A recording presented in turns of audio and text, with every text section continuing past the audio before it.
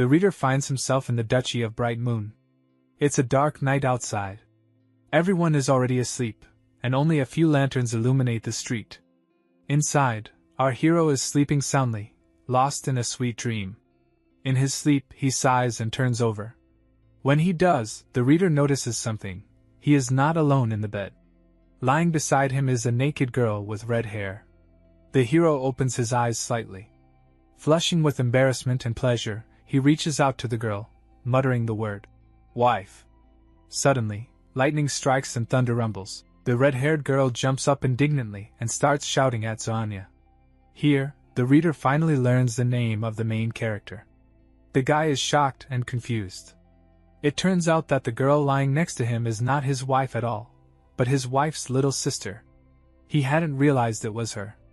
Zoanya begins to sweat nervously because he had been sure Chun was the one sleeping beside him. The girl does not listen to his explanation. She screams loudly for help, shouting that Zoanya had broken into her chambers. Zoanya wakes up fully and realizes in horror that he is indeed in the chambers of his wife's sister. He wonders how he got there, but there is no time to think, the guards are already coming. Without hesitation, he jumps up and runs for the exit. Only one thought flashes through his mind: if he gets caught, he is finished. Zoanya races into the rainy night, stumbling again and again, barely managing to escape his pursuers. Thoughts of death spin in his head, but he already has a plan. He will leave the city. Unfortunately, he never makes it. Someone leaps out from behind and strikes him. The blow sends Zoanya crashing to the ground, unconscious.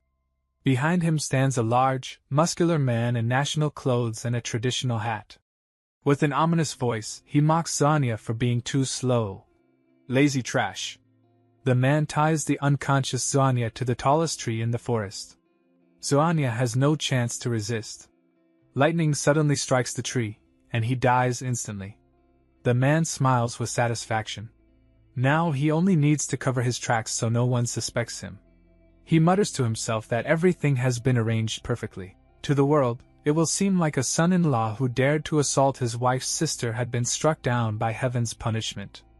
The villain doesn't care what kind of life Zoanya lived. To him, Zoanya was nothing but a talentless, illiterate idler unworthy of living under the Duke's roof. He accuses Zoanya of daring to dispute the legitimate heir of the Zhou dynasty just by existing. Then he laughs darkly, saying that dying was a worthy thing after all, but it was a pity Zoanya hadn't done anything worthy during his lifetime. At the same time, in our world, a thunderstorm rages. Lightning flashes, thunder roars, and everyone stays inside their homes. In one dark room, a young man with blue hair, similar to Zoanya's, sits at his computer. Though they are from different worlds, the resemblance is striking. The young man is furiously typing, arguing online, completely unaware of anything around him. Suddenly, a glowing blue ball of lightning appears in the room. The guy squints his eyes against the blinding light. It grows brighter and brighter until he can't bear it. He screams in panic, thinking it might be a fireball. Then his whole body is suddenly paralyzed. Terrified, he realizes something is happening to him that he can't understand. And then, he vanishes. The room is left empty, the computer still on, with open chat windows glowing on the screen. The guy now drifts in space, completely naked. He tries to touch his body, but his hand passes through it like mist. Suddenly, a mysterious voice greets him. Startled, he looks around and demands to know who is speaking. The voice ignores his questions and instead declares, "Keyboard Warrior account successfully created. When the necessary conditions are met, the corresponding functions will unlock." The guy is baffled. What Keyboard Warrior? What functions? Still, he can't help but think that the title oddly suits him. The voice continues, "To unlock the functions, he must collect 12 ancient writings of unknown lands. Each writing corresponds to one of the keys F1, F12, unlocking a specific power." A glowing keyboard materializes in front of him.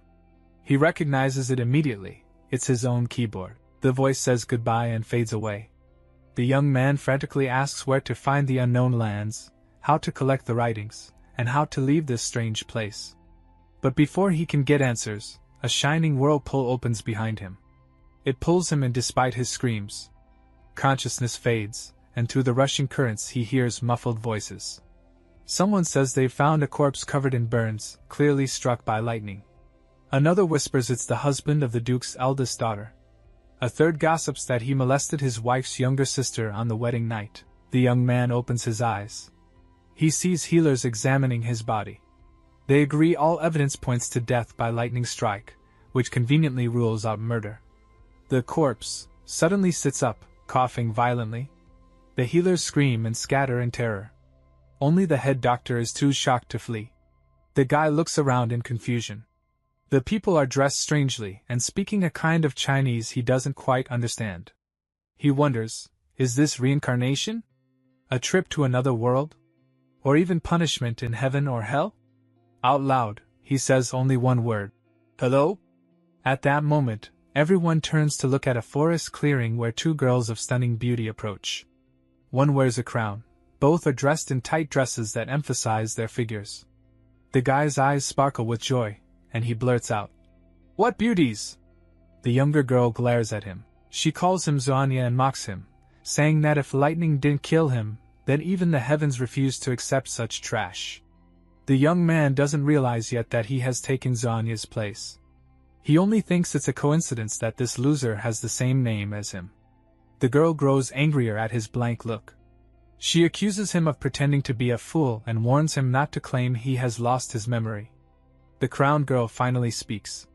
She tells the maid not to scold him, because he is, after all, her husband. The truth dawns on him. He really is Zuanya now. Everyone was talking about the beauty of the eldest daughter of the Chu family and her maid, and they were surprised at the impudence of the guy who jumped into the bed of his beautiful wife's sister. Zwan didn't care. He wasn't listening to anyone. He was just lying at his wife's feet. He asked her name and tried to approach her. The girl stood in perplexity, and the maid grumbled about how he could not recognize his wife, even though it had only been a few hours since the wedding. The guy said that he did not forget anything, because he was not a henpecked man who would make his wife worry about him. He was just joking to defuse the situation. Or so said Zwan, lying on the grass and hugging his wife's leg. The maid was angry. She began to push the guy away from her mistress, telling him not to hold her legs. The guy tried to get rid of the maid, telling her that she could not do this to him, because he was her mistress's husband. The girl didn't care about Zuanya. She said she wasn't worried about him, and that it was time to go home. At this time, Zwan was already pestering the maid, hugging her leg with a blissful look. They reached the carriage. The maid quickly got into the carriage with her mistress. Zwan couldn't keep up with them. He was angry that the girls didn't even bother to help him. He decided that when they returned home, he would teach them to be smart. Suddenly, the maid told the coachman to go. Zwan was angry. He hadn't climbed in yet. How could she say that it was okay to go? The guy decided to take revenge. He abruptly ran into the carriage. Seeing the maid's bare legs, Zwan decided to sit on them, but the girl did not have time to move them away. The guy plopped down on the seat. Opposite him, his wife was sitting. He winked at her. Suddenly, Zwan noticed that she was reading something. He looked at the title of the book. It was called 99 Days of Forbidden Love of a Sophisticated Wife, a Lover, and a Despotic Swordsman. The girl immediately saw that the guy had read the title. Embarrassed, she put the book behind her back. After that, she turned to the maid by name, and asked her to let her stay in Zwan's carriage. The guy kept looking at her, and the girl told him to stop peeking. Zwan replied that he had not seen anything. The guy himself, inside, thought that his wife was ashamed, and he quietly laughed about it. Then he remembered what the system had said. Zwan decided to ask if his wife had heard about the unidentified lands and if she knew where they were. Zur interrupted him and asked how he knew about the unidentified lands. The guy evaded the answer and only said that someone had told him about them. Zur was very surprised. His wife sternly told him to remember that he should never ask a question about these lands again.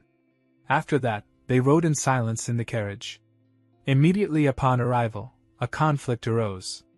Zwan was forbidden to enter through the front door, and now he was indignantly asking what it was about. Zhu replied to him that only members of the Chu family could enter through the front door, and he was just a son-in-law living in his wife's house. and if he didn't want to spoil everyone's mood, then let him enter through the side door. Wuzwan decided to make fun of Zur a little. He said her tongue was like a poisonous snake, and her boyfriend must have died of this poison a long time ago. The girl got angry because of his words and decided to hit him. She swung but didn't have time to strike. Swan pretended that he had already been hit and fell to the ground, all this in order to be pitted and not hit at the same time. Zur was at a loss. Then Swan's wife came up. She told the maid that she should treat Swan with respect, because no matter what he did, he was still her husband. After that, the girl approached Swan, asked if he was hurt, and advised him not to waste time, because his father and mother had been waiting for them for a long time. The guy was pleased. He thought that they began to treat him well. He tried to hug his wife, but she dodged his embrace. Zur was angry. She said that Swan had done a terrible thing during the night. She wondered how a guy could behave as if nothing had happened. Wasn't he ashamed? At the end, she added that now they would see what kind of punishment the mistress's father and mother had prepared for him. Suddenly, Swan started saying that he was in pain. Zur asked the lady what was wrong with him. She replied that people said he had been hit by lightning. Perhaps because of this, he was still very weak. The guy was actually pretending, because he had forgotten about this hellish incident. He needed to buy time to strategize. At the same time, his wife said to look after him, Zur, because she needed to see her parents. The guy pretended to lose consciousness. Some people carried him somewhere. He heard that someone had asked for water to refresh him. Opening his eyes, Swan saw people leaving the garden. He was lying on a bench near the pond. The guy got up and walked to the water. Looking at himself, Swan understood why he was being looked at with such disgust. Because of the damn lightning, he didn't look like a human at all. Suddenly, someone stabbed him in the back naked. The guy flew forward and fell into the lake. Swan thought that someone wanted to kill him. Maybe one of the 7 Chu decided to arrange an accident to get rid of his son-in-law because of that high-profile incident. The guy immediately swam up. He pretended he couldn't swim. He started floundering in the water and calling for help. On the shore, he saw Zur happily smiling. Swan wondered if she wanted to kill him, or if it was his wife who conspired with her against him like in a romance novel. In the end, he decided to pretend to be dead. He lay on his back, closed his eyes, and opened his mouth like a real drowned man. Zur was glad. She didn't even expect Swan to die so quickly. She just thought what a weakling he was. The girl nailed the guy to the shore with a stick to make sure that he was dead, because the guy could just be unconscious. That's when Swan caught her. He grabbed Zur by the leg and dragged her to the bottom of the lake. The girl only managed to scream that he was alive. Zur was trying to swim to the surface, while Swan was still holding on to her legs. As a result, she managed to swim out and get air into her lungs. The girl also managed to use a vine and cling to a tree with its help. After that, Swan dragged Zur to the bottom again, and she let go of the vine from her hands. The girl went to the bottom. The guy began to swim up. Chun lay on the ground, unconscious. Zuanya sat beside her, and thought that if she were mute she would be wasting a beautiful mouth and lashes. He wondered what he should do next. Zuanya realized someone in the clan had tried to kill him, and it was far too dangerous to stay. This world was completely unknown to him. He had no historical knowledge and didn't understand local customs. On top of that, the previous owner of this body had committed a vile act, so if Zuanya attempted to flee now, he would almost certainly be doomed. Still, he reasoned that if his enemy staged the accident to hide a murder, then the killer must have wanted secrecy. No one would dare murder openly, which meant the risk of staying might be worth taking. Chun had been motionless too long. Maybe she was dead, Zuanya thought, and he did not want to become a murderer either. He placed his hand on her chest and listened. There was no heartbeat. Panicked, he began chest compressions, trying to expel water from her lungs. A voice asked from behind what he was doing. Turning, Zuanya saw his wife standing there, arms crossed and staring at him with a severe expression. He hurriedly tried to explain that he was saving Chun, not touching her inappropriately. She brusquely ordered him to step aside, bent over Chun, and began to chant. Zuanya was surprised. He had thought his wife wasn't a martial artist. With burning eyes, he begged her to teach him. Perhaps he had some hidden talent, he thought. She replied coldly that it was too late. His skeleton was already formed and his natural aptitude was poor. Then she demanded he call her Mrs. Chu or Madam Chu. Xuanya awkwardly complied, calling her Dear Chun. Chun cleared her throat, coughed up water, and sat up. Mrs. Chu began questioning her about what had happened, but Xuanya interrupted. If the maid hadn't tried to kill him, who had? He decided he must not spoil his standing with Chun or anyone else, so he lied. He had simply fallen into the pond, and Chun had gone in trying to save him. Fortunately, he could swim a little, and she had pulled him out. Chun looked at her maid incredulously, but the maid didn't wait to answer. Chun stood and said that both she and Xuanya were soaked and needed to wash and change before dinner. Xuanya teased Chun, asking if they would change clothes together. She snapped and told him to be quiet. Later that night, Xuanya sneaked along the palace corridor to stand outside Chun's room and overhear her and the maid. The maid offered seeds to the mistress. Chun refused, saying such things would make her teeth break.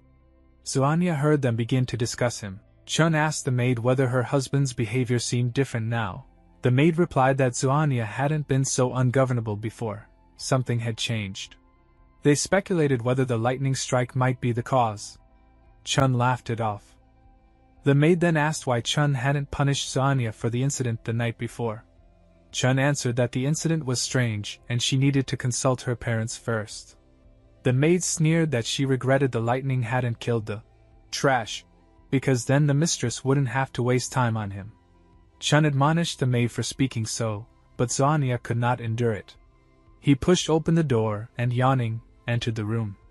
Chun demanded why he had come. Xuanya, embarrassed and brazen, replied that it was dark and stormy outside. Such weather always made him sleepy, and asked if a husband and wife shouldn't sleep in the same bed. Chun snapped and struck him harder. The maid laughed that Xuanya had the gall to dream of a night with such a beautiful mistress. Xuanya said he understood. The maid asked if he was ill. Xuanya thought about how the previous owner of the body had had no close relationship with Chun. He needed a plan to win her favor, and to keep the clan from learning anything. Chun asked if he was well. He didn't answer. Instead, he leapt up and shouted through the palace that how could a wife refuse to share a bed with her husband. Chun clapped her hand over her mouth to silence him and pulled the door closed. Before she could remove her hand, Xuanya, impish, licked her palm. She blushed and jerked her hand away. Xuanya, both stern and angry, told Chun that if she refused to sleep with him, what kind of relationship could they have at all? He threatened to go out the next day and announce his grievance to the whole clan, saying people would then judge which of them would lose more reputation. Chun warned him not to even consider it. Xuanya shrugged that he had nothing left to lose. His reputation was already ruined. He added that by doing that, he would prove to the young gentleman the truth of her virtue. Chun asked, incredulous, whether he truly wished to sleep with her. He said yes without thinking, and assumed she would refuse. Instead, Chun suddenly declared that he should sleep with the maid tonight. Both maid and Xuanya were stunned. Xuanya protested in confusion and asked Chun if she was joking. Chun explained coldly that while he'd been saving her earlier, he likely touched every part he could reach, and that the maid, as a servant concubine, must fulfill her duties. Xuanya wondered what strange custom allowed one woman to be sent to a husband's bed. Maybe the seeds offered earlier contained drugs. At the same time, Chun discreetly slipped a needle from her hair and hid it in her hand. The maid, sobbing, apologized to her mistress. Xuanya thought that if the maid truly cared so little, why should he? He called the maid over and told her he would come to her with clothes. Chun, however, worried that a spy lurked in their clan and hoped it wasn't the maid. Xuanya's cries for help echoed through the night palace. Half-naked, the maid sat beside him as others laughed that they had overestimated him. He wasn't even a man. Terrified and humiliated, Xuanya fled the room naked into the night. Xu Yan asked what had happened, but Xuanya ignored her and hurried away. He walked until he could think. No matter how difficult the game seemed, he would find a way out, he told himself, but he didn't know how. On his knees, he began to shout that if he were to die, it could not get worse. A tall old man then appeared behind him. He claimed Xuanya's impotence was caused by a binding seal placed on him as a child. It was terrible, the old man said, but it could be fixed. Xuanya stopped crying and pressed the old man for details. Who could have done this, and how could it be removed? The old man did not know who placed it, but he said for sure the seal had been set in childhood, otherwise the symptom would not have appeared only now. The seal, he warned, was in a very vulnerable place, and could not be removed externally without causing internal damage. Xuanya recognized the old man Manhwa, who used to work as a gardener for the Chu family, watering flowers, planting, and sweeping the yard. Clinging to him, Xuanya begged for help. The old man said that only Xuanya himself could help. He must advance to become a great master by improving his kai. Xuanya reacted in despair. Chun had already told him he could never be a swordsman. His body's natural traits were poor. He feared he was not destined to become great, and that perhaps it was better to die. The old man stopped him and promised he had one method that would suit him, even if it was strange. Xuanya, thinking that stranger methods sometimes gave stronger results, asked what the method required. The old man said bluntly that Xuanya must endure beatings. The more severe the pain, the easier it would be to break through.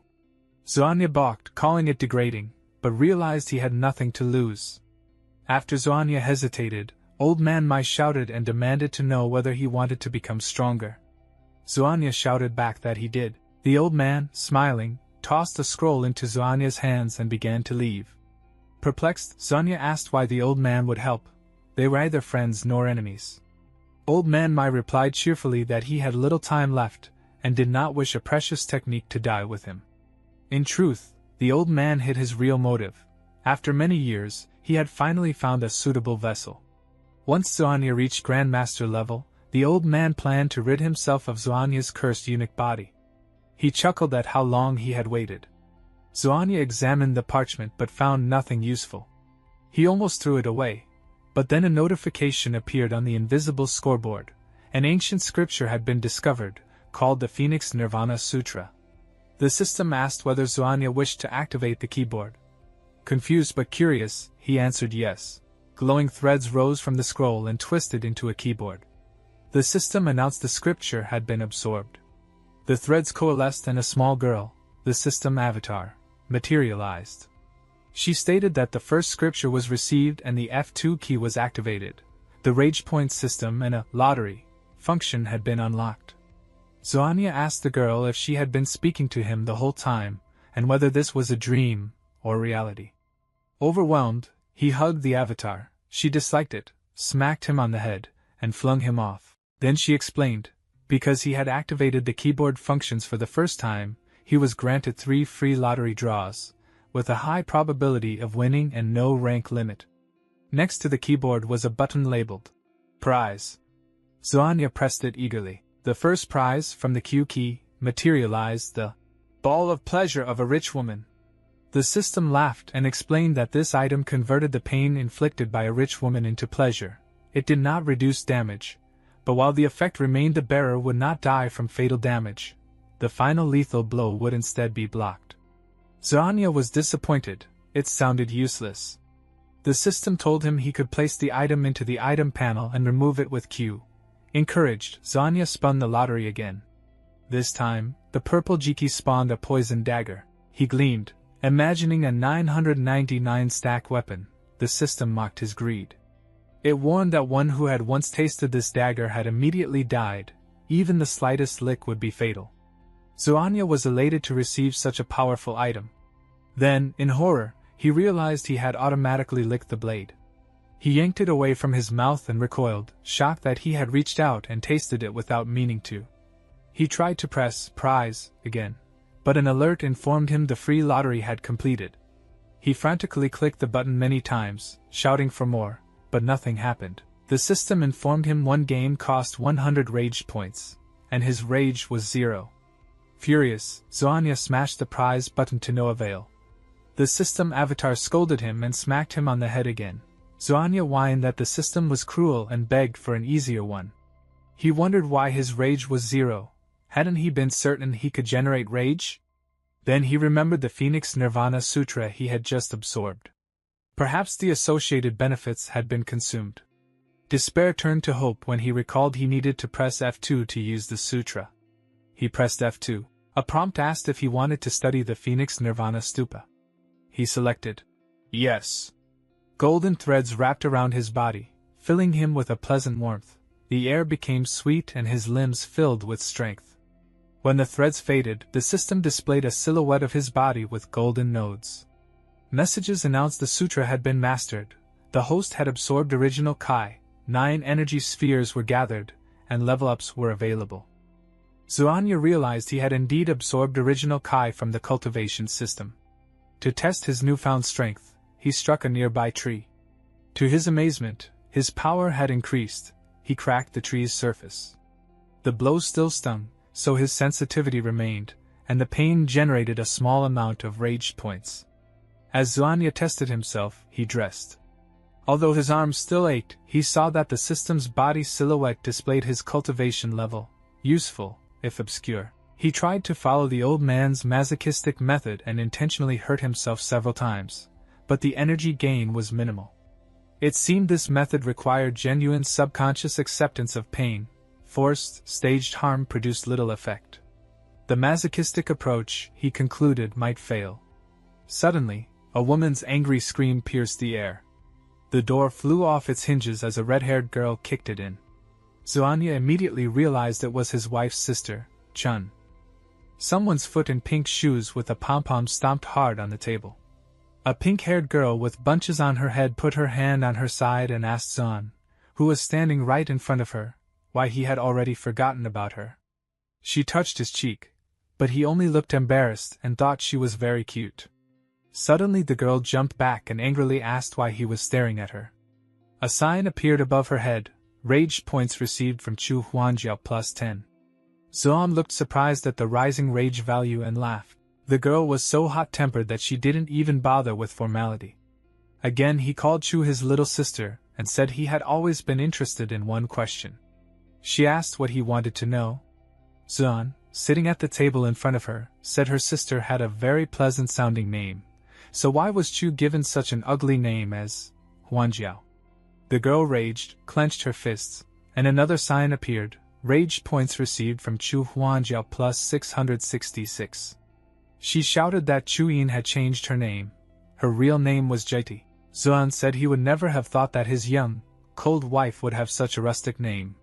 He asked why Chu herself didn't change her name. The girl, folding her arms, answered zealously that she really wanted to, but her parents didn't allow it. They also hadn't allowed her sister, but her sister did it anyway and didn't care what others thought. The guy happily looked at the rising rage points. Plus 666, plus 199. Chu put her hands on her waist and said she hadn't come for a friendly chat.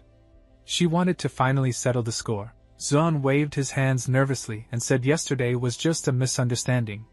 The girl screamed that he had climbed right into her bed, and that couldn't be called a simple misunderstanding. Xuan asked why she hadn't stopped him immediately or called the guards. Besides, he said he wasn't even interested in her, she was still just a child. Rage points plus 99. Chu shook her fist and shouted angrily that she was actually old enough. The guy asked why she wanted to hurt him. To tease her, he picked his nose right in front of her. Apparently she had completely forgotten he was her sister's husband. Xuan added that with such a bad temper no one would want to marry her. The girl flailed her arms and shouted at him. Leaning his elbow on the table, Xuan smirked and added that her fists were very small. Chu swung with all her might and began punching her sister's fiancé. She hit him several times until blood flowed from his mouth. Then she viciously threw Xuan away so hard he bounced across the floor like a ball. He lay on the cracked tiles with a black eye and asked what that was all about. Chu dusted off her hands and grinned, saying the weakling thought too highly of himself. She whistled and looked toward the corner of the room, calling, "Sick often!" The battered Xuan barely got to his feet, a large wound on his cheek. He wondered what kind of man would answer to such a name. Suddenly, a furry paw and a drooling mouth with sharp teeth appeared. A huge angry dog in a pink apron and bow burst in. Chu's eyes lit up. Xuan cursed and jumped back. What kind of monster dog is that? The beast pounced, growling furiously. Crash! Zoan ran, shouting that it shouldn't come near him, but the dog chased him madly around the table. Chu pointed and ordered it to jump. The dog leapt over the table, teeth bared. Zoan realized things were bad. He quickly pressed his fingers on the keyboard behind him and hit the B button. A light green shell flared around him. With all his might he slashed at the dog with a knife. Blood spurted from its mouth as it collapsed to the floor. Chu ran up crying, asking how he was. Zoan asked if he was dead. She screamed that he had killed her dog. Rage points plus 233.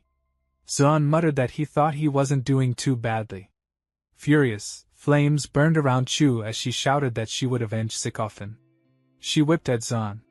His clothes tore, a huge red mark flared on his side, and blood spilled out. Writhing on the floor, he screamed in pain. Chu waved the whip and grinned, saying this was the whip of lamentation, a gift from her sister, which could multiply pain by 10. Few could endure it long. Zoan groaned, despairing why he had to suffer with such a tormenting technique. How much more pain must I endure to advance? The green-haired girl giggled, eager to test his limits. Sitting in a chair, whip in hand, she proposed a bet. If he endured 3 lashes without making a sound, she'd forgive him for killing the dog. Zoan thought she was a demon. Did he look like some kind of pervert? He sat on the floor, leaning on his hand, and begged for time to prepare. He pulled out an artifact and asked the girl how to use it. She said he just needed to rub it on any part of his body. Chu stretched her whip and shouted for him to hurry. He rubbed his hand with the artifact and groaned. Zoan spread his arms and declared he was ready. Chu whipped him with full force. To his shock, the pain turned strangely pleasant. He could barely suppress moans. 2 deep scars already marked his body. Chu reveled in his suffering and demanded he scream, not hold back. But Zoan, on all fours, begged her to hit him again. She hesitated, unable to believe anyone could withstand the whip's agony. The blows sent Zoan into a strange vision. He saw himself before a giant purple door framed in gold. Opening it, he was bathed in glowing light, surrounded by pink butterflies. Is this paradise? He wondered. In reality, he was still crouched on the floor with his rear in the air, groaning in pleasure. Chu stood frozen, thinking maybe her whip was broken. Zoan snapped back to reality and asked if he had won. She didn't answer. Instead she asked him to test the whip on her. Zoan blinked, shocked. Did she really allow it? She nodded, but told him not to hit her face. Kneeling and leaning on the table, she braced herself. Zoan shouted for her to hold tight and lashed her backside. The girl cried out, clutching herself in pain. He told her that was only a light hit, far weaker than hers. Tears in her eyes, she asked why he hadn't cried out, when even a light blow hurt her so much. Zoan put on a serious face and answered simply, "Because I'm a man." Chu stared, amazed, and admitted she had underestimated him. Still, she warned, the murder of Sikofan would not be forgiven. Stroking her sore spot, she turned to leave, but Zoan stopped her. He begged for a few more hits. She was shocked, speechless. He then proposed another bet. If he won, she would forget about that night. If he lost, he'd be her punching bag for a month. Intrigued, she agreed. Blushing as he bent over the table, she called him a pervert but began whipping him again. Blow after blow, until even she grew embarrassed. Zoan then raised the stakes. If he won again, she would have to call him son-in-law. If he lost, he'd be her punching bag for a whole year. She agreed. The beating went on until finally she could endure no more. Gasping, she realized Zoan was a true pervert. Snatching up her dead dog, she stormed off. Zoan shouted after her that she still owed him 2 strokes. When she ignored him, he yelled, "Since I've won, you must call me son-in-law." She didn't reply, just left. Suddenly an old man appeared. He announced that Zoan had reached the 3rd stage of the 2nd level. Startled, Zoan jumped and asked how long grandfather had been standing there.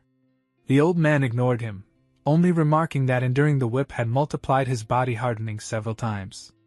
Zoan was too busy thinking why the hell was he watching all this. Before he could ask about the 3rd step, his vision blurred.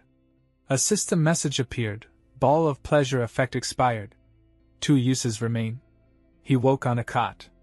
The old man sat beside him, saying Zuan had unique qualities, and his determination to endure pain excited him. Secretly, the old man thought, the faster this boy grows stronger, the sooner I can seize his body. He placed 2 flasks on the bed, one for external wounds, one for internal injuries. Zuan thanked him sincerely. The old man said not to worry, soon he would understand. When alone, Zuan opened the keyboard. His rage points had reached 144, enough for 14 lottery draws. Meanwhile, outside the door, the maid Shu peeked in. Seeing him waving his hand in the air, she thought he was insane. Looking at the whip marks, she muttered that with such injuries he wouldn't last long. Better he die at her mistress's hands than hers. She didn't want to leave traces. She returned to her room, lit a candle, and wrote a secret letter. It was addressed to the young master, assuring him that Madame Chu was still pure and innocent. She promised eliminating Zuan was no problem, but warned that Madame Chu was growing suspicious, so the plan should proceed quickly. She tied the letter to a bird's leg and sent it off.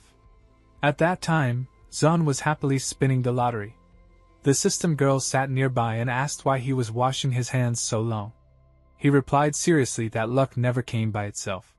He pressed the prize button. A purple 1 key lit up. He had received the elixir of faith in Brother Chunyen. Overjoyed, Zuan declared that wealth and power were useless if you were still a loser. The system explained that there was a saying, believe in Brother Chun and find immortality. The elixir would fill him with vital energy. He pressed again and got a pill. The system explained it would cleanse his bone marrow and strengthen his body. Zuan popped it immediately. His body felt like it was being torn apart, yet the scoreboard showed massive improvement. Memories of the body's previous owner flashed before his eyes. Zuan thought, why would such a nobody be married into the richest duchy of Bright Moon? Surely this is part of some greater plan. His vision ended. A servant poured water on him, ordering him up because his wife was waiting. Enraged, Zuan shouted at the servant for pouring water on his master. The servant only scoffed, asking why Zuan acted so high and mighty when he couldn't do anything at all. So Young stood and stuck his tongue out at Zhenyu, saying that if the guy tried to hit him, he would break his arm. Wuhu did not wait for a response. He hit the servant in the face so hard that the servant fell. Then Wuhu mockingly asked why everyone wanted him to hit someone. The servant got angry and said she would kill him.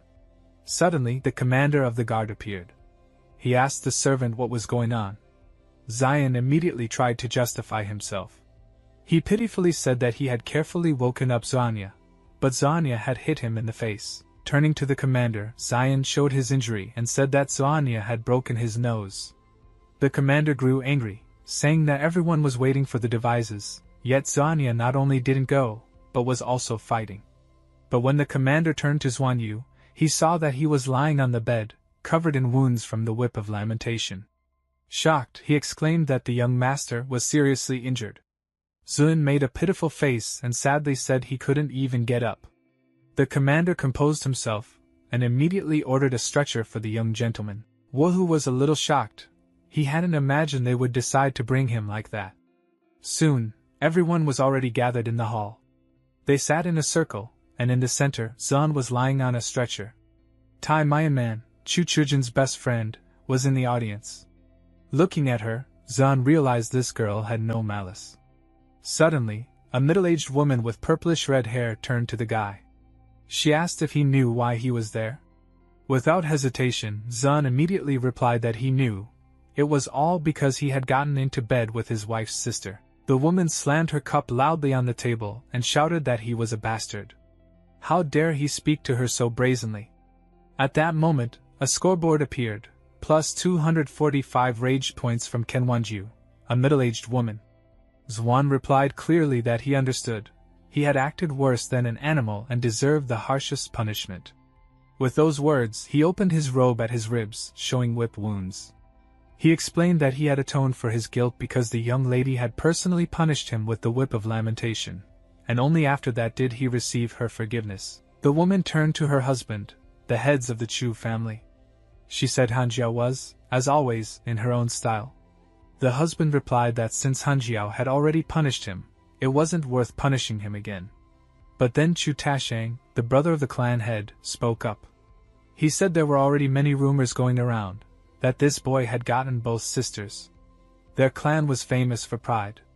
If they turned a blind eye now, they would not only set a bad example for the younger generation but also lose their reputation. Suddenly, Hanjiao ran in. She began defending Zanya, saying he had done nothing to her that night. The uncle said he believed her, but doubted other clans would. The father shouted at his daughter. She was not supposed to attend this meeting. His wife stopped him, telling him not to scold the child. She called her daughter over and told her not to listen to her father. The girl ran into her mother's arms. Hanjiao then explained that she had punished Zuan last night with 8 strikes of the whip of lamentation, and he had not made a sound. She asked them to forgive him and not punish him further. Zuan was very pleased. They had arranged this beforehand. He thought to himself that although she was a little sadist, she kept her word. Then the younger brother, Chi Wipo, spoke up. He said the niece was still too young, and her reputation as an unmarried girl was important to the clan. What would people think if they learned she had whipped her brother-in-law? Chujin's friend suddenly spoke up, saying, "Unless the whip of lamentation dodges the blow 10 times, maybe her husband is a hidden master." Chujin contradicted her, saying her husband didn't even know martial arts. The uncle then reminded everyone of the whip's power. No one present could endure even 8 strikes. He asked how Zuan managed to withstand them. Shiyong replied that it didn't look like his son-in-law had suffered much. He had just broken his nose. The uncle cheered up, saying it was now clear. Zuan had taken advantage of Huanjiao's mercy. She hadn't punished him much, so he hoped his brother would punish him properly. Huanjiao continued justifying Zanya, saying she had indeed given him 8 lashes. But suddenly a servant interrupted, rushing in with a report. A girl outside was making a lot of noise and insisted on meeting Zanya. The uncle asked what clan she was from. The servant replied, "The Red Courtyard." At that time, Zan sat on the floor, confused. Zur stood nearby, watching. Seeing the news, she giggled. She had prepared this in advance. A young, beautiful girl ran into the hall. She threw herself at Zanya, clinging to him, screaming about how he had abandoned her. She said he promised to shelter her in the Chu clan, but hadn't even paid her money. Zanya was displeased. Coldly, he told the girl to show self-respect. He didn't know her. The lady of the Chu family grew angry, asking Zanya to explain. He pushed the girl off his arm and said he would. He asked her name. She said he usually called her Spring Flower. Zuan stopped her and asked how much money he owed her for her promotion. Crying, she said it hurt her feelings, but quickly changed her tone and demanded 30 silver coins. Zuan remarked that it was cheap. Both uncles laughed, saying his tastes were amateur. Ignoring them, Zuan offered her 300 coins instead, and said the rest would go toward engagement. Everyone was shocked. The clan matriarch wanted to intervene, but her husband stopped her.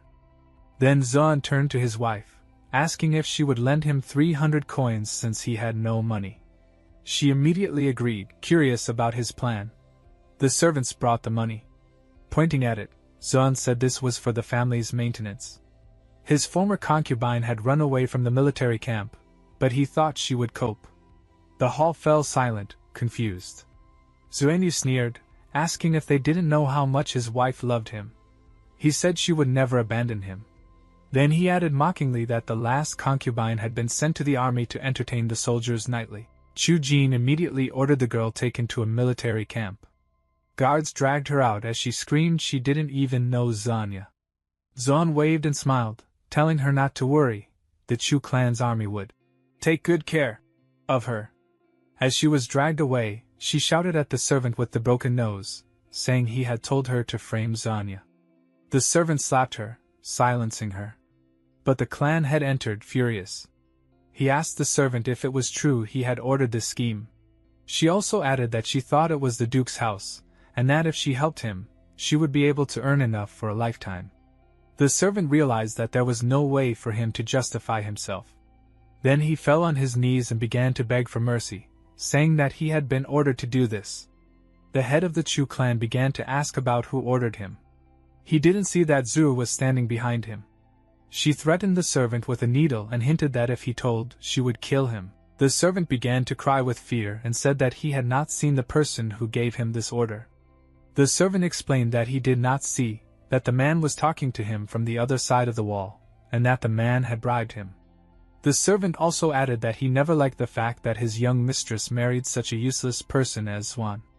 Therefore, he agreed to this act, and now he repents and asks for forgiveness because he has been serving the Chu clan for a very long time. The head of the clan looked at Su Anya and said that it seemed obvious that the guy was accused unfairly. Considering that he has already been punished, this issue has already been resolved. In the end, he said that no one would continue what had happened before, and no one would talk about it in the future. The wife asked her husband if they would spare him. The man replied that of course not, because Swan got involved in all sorts of dirty things, and in order to avoid trouble in the future, he needed to send him to study at the Bright Moon Academy. The wife completely agreed with her husband. She said it was a great idea and that letting the guy go there to study literature was good, because then he could at least help the Chu clan as an accountant, or something like that. Swan was lying on a cot in his room. He was thinking about what the Bright Moon Academy was, but the guy immediately decided not to think about it, because it was better to play the lottery, since he had already accumulated 1,646 rage points. Suddenly, Hanjiao burst into his room.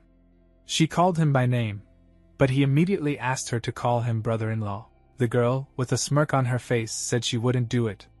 Then the guy asked her why she came running here. Hanjiao blushed and said that she had come to apologize to him. She also added that according to their dispute, she would forget about what happened that night, and that unfortunately she could not protect him today, and he was punished. Swan replied to her with mockery, saying that she was still a child, and that it was normal that she did not have the right to vote in the family yet. After that, he ordered her to leave. This mockery of Hanjiao earned him 66 points. That's why he told her all this. The girl was really a little angry. She's not a child anymore after all. At parting, Hanjiao said that in the future she would protect him at the academy, and if someone wanted to make fun of him, then the guy just had to tell her about it, because he was under her care. Swan sneezed as hard as he could. He was sitting on a chaise longue, and in his hands he had a bottle with a dangerous substance. It was a bottle of poison, a throwing weapon. It caused stupor and impotence in everyone within a small area, and it also ignored all the protection of targets below the 5th rank. Looking at this weapon, the guy thought about whether he was bringing trouble on himself. Then suddenly, out of nowhere, a young girl appeared. She ran as fast as she could with some kind of blanket, and shouting, she addressed Zwan as young master. Running up to Zwan, the girl said that it looked like the young master had caught a cold, so he needed to put on tighter clothes. But Zwan stopped her and asked her who she was anyway. The girl hesitated a little, then she asked if the young master didn't recognize her, and added that she was a servant and his fellow student. After that, Swan asked the girl to call him young master several more times. After that, he was happy and told her that she was showing promise. At the end, he asked what the girl's name was. She replied that her name was Chang Shuping. Chang Shuping said that the old gentleman gave her such a name. She said that while she worked for the old gentleman, he was kind to her, but one day she was transferred to the kitchen. The girl thought that she might have inadvertently offended the old gentleman somehow, but now that she had been appointed a fellow student of the young gentleman, Chang Shuping didn't have time to finish, because Zwan told her to stop talking. Suddenly, Zwan asked if Shuping knew why the Chu family chose him as a son-in-law.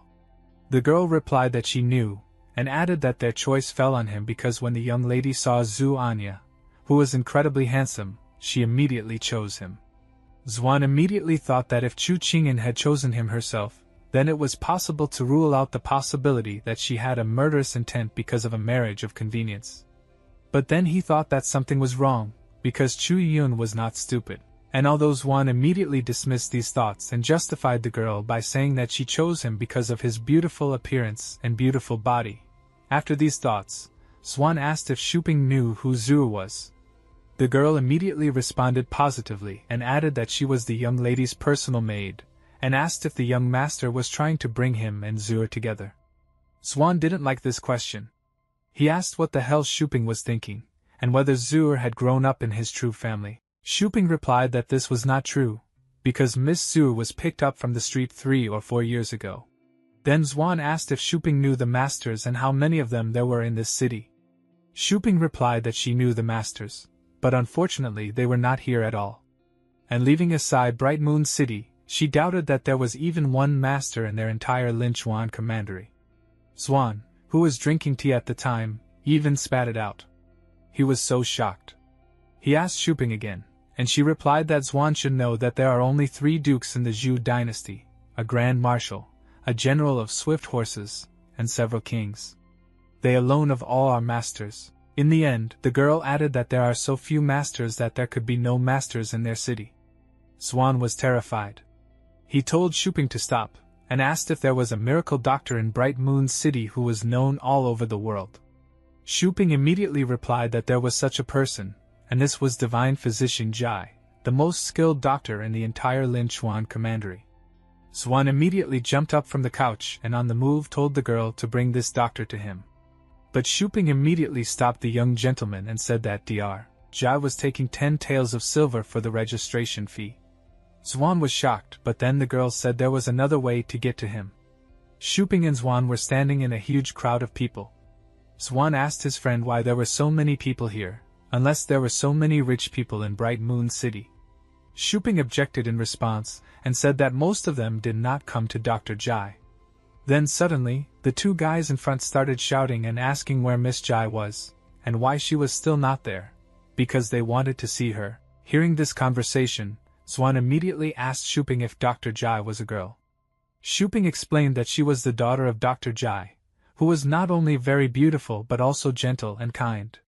She also privately consulted people for free. Therefore, most of these people standing here came just to see Miss Jai.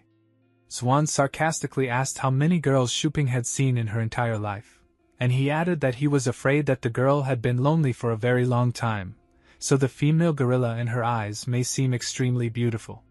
Suddenly, a shout rang out in the crowd that Dr. Jai's daughter was coming out. But it wasn't her. Zwan was shocked. An old man dressed in women's nylon stockings came out to the square. He asked why everyone was making so much noise today. It was Jai Dentu. All the people present were petrified. They didn't expect to see a super doctor in stockings. After a few seconds, Jai Dentu realized that he had forgotten to take them off because they were too comfortable. Embarrassed, he quickly turned around, walked back into the house, and slammed the door behind him. After a while, Jai Dentu came out again. A man approached and asked where Ganjin was. The doctor asked who he was. The man replied that he was Wang Fugo, who often came to him for help. In his head, the doctor only thought that he didn't even remember Wang Fugo, and that it was pointless. He only treated rich people and pretty girls. Arrogantly, Jai Dentu said that most likely this man had never paid him before. Wang Fugo hesitated a little and admitted it was true, saying that he had only been received by Miss Jai a couple of times. Suddenly, Dr. Jai exploded, shouting that this was why there was so little business lately. Because his poor daughter gave free treatment, he ended by yelling at Wang Fugo to get out. Someone in the crowd shouted that they weren't looking for him, but for Miss Jai. Jai Dentu snapped that the girl was not there because he had sent her to the city for medicine, and added that anyone who wanted to see a doctor either had to pay 100 taels or complete his task. At that moment, Zwan cut in. He asked why Dr. Jai had called his daughter a poor girl. The doctor ignored him. Meanwhile, Wang Fugo muttered that they couldn't afford 100 taels and asked the doctor to show some kindness. A few people turned around and left. Dr. Jai sneered, replying that they all had the disease of poverty, which he couldn't cure. Wang Fugo couldn't stand it anymore. As he left, he shouted that Dr. Jai had no medical ethics. Suddenly, another man approached, hiding a magazine in his bosom. He told Jai that he had brought the latest issue of Heaven and Earth magazine. Dr. Jai's eyes immediately lit up, and he cheered up at once. After taking the magazine, he happily told the man to pass, promising to see him later. Zwan was shocked. Was this even normal? He regretted not knowing how to draw, or he could have bribed him with fan art. Shouting after the doctor, Zwan asked why he let that man in for free when he looked completely healthy.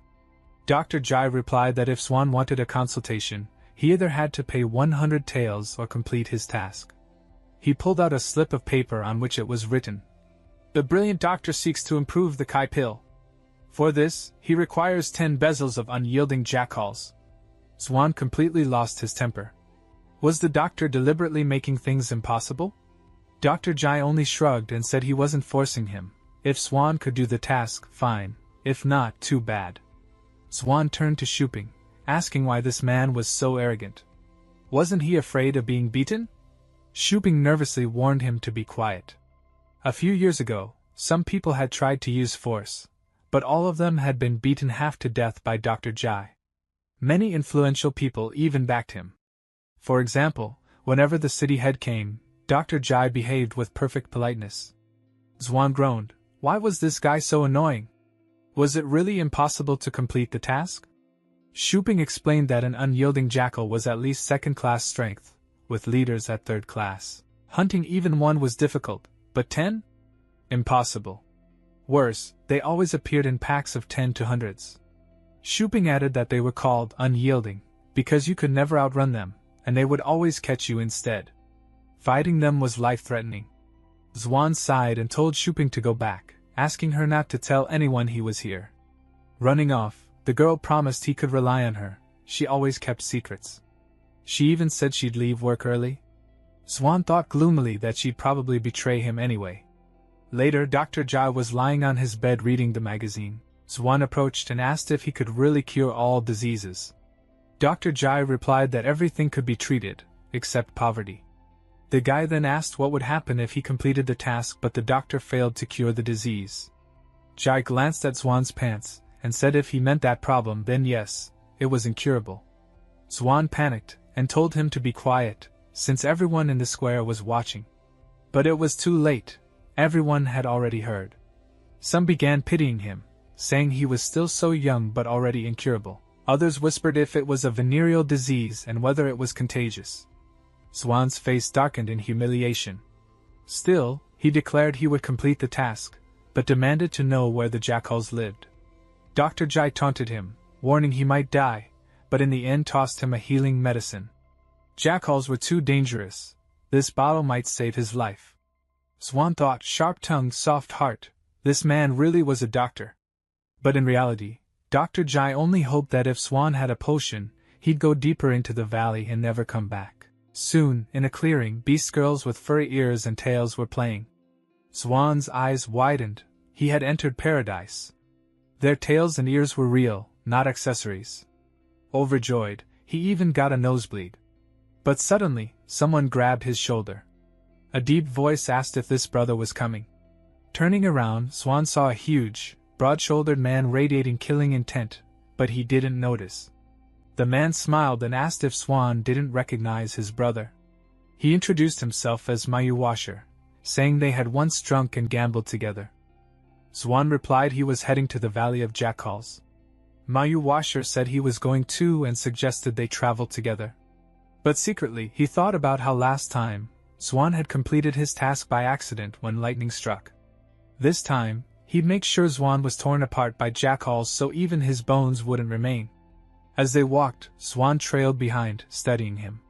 Maybe this man knew who had killed the body's previous owner. He asked what level his brother's cultivation was, adding that the guards near the valley seemed impressed by his strength. Mayu Washer didn't answer directly. Instead, he suddenly grabbed Swan by the neck, saying they needed to stay together, so he could protect him. Secretly, he thought, this time, Swan, you're finished. Swan smiled and said he trusted Brother Washer completely. Surely he could defeat any enemy, since he was already at the 3rd level and stronger than many of their brothers. The man laughed inside at his gullibility, but outwardly pretended to be humble. He admitted that among their brothers, only a few had reached his strength. Chi-san was the best of them all. Swan asked if their master wasn't stronger than all of them combined. Washer began to answer that of course the master was the strongest, but cut himself off, saying Swan didn't understand cultivation and it was pointless to explain. Just then, they noticed they were being followed. Washer vanished and reappeared behind the pursuer. He asked what Brother Tang was doing here. Tang retorted, asking if Washer had come to capture him. Washer only laughed, saying that was impossible. Brother Tang had once saved his life, and he owed him forever. Tang was surprised he still remembered that. Washer replied that such an act could never be forgotten. But then he added that there had been a small misunderstanding between their master and Tang. Tang exploded with anger, shouting it wasn't a misunderstanding, they had stolen his wife and threatened her. He could never forgive that. Washer snapped back that Tang had no right to interfere in disputes with their master. Besides, why get upset over a mere woman? Tang shouted that their brothers had been hunting him for days, and only his wife had worried for him. Swan stood frozen in shock. He couldn't believe it. His master had actually stolen another man's wife by force. Then Tang says that Sheer should help him. In return, when he reaches his city, at his residence there is a place where he has stored a hidden stash, right under the 9th brick. If Sheer helps him, then he can share half of it with him. Hearing this, Sheer agrees, but then he looks at Zoanya and tells Tang that some work is still left. He has to take this boy to Wolf Valley. Tang says that he will also help in this work. Hearing both of them, Zoanya starts getting tense, because now the two of them have joined hands together, and he has gotten stuck between them. He does not understand what he should do, and why every trouble always falls on him. Sheer pulls out a dagger, but instead of Zoanya, he stabs it into Tang's chest. Laughing, he says that whatever contribution points and money there are, he doesn't want to share any of it with anyone. He will take it all alone. He then tells Zoanya that Tang was a traitor of his sect, and he had received the order that as soon as he appeared, he must be killed on the spot.